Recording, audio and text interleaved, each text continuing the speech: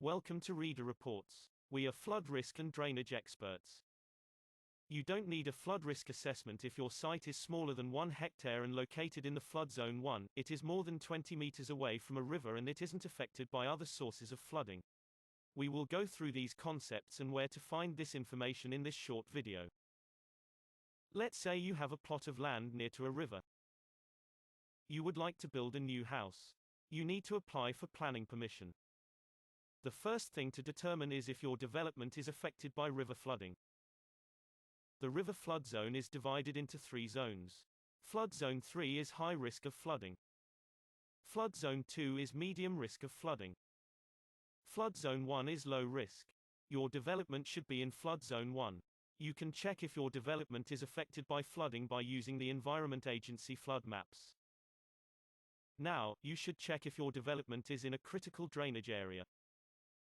You can find this out by contacting the Environment Agency and the local council. Your development should be outside of any critical drainage area. After this, you check if your development is affected by surface water flooding or any other flood risks, for example groundwater flooding. This is done by searching the Environment Agency surface water flooding maps.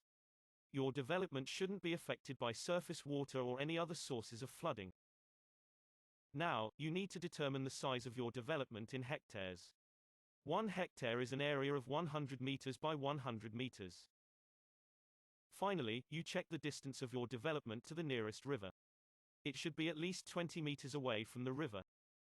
You can check the distance by using Google Maps.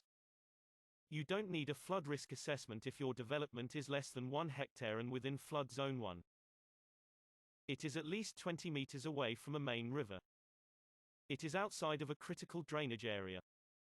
It is not affected by surface water flooding or any other source of flooding.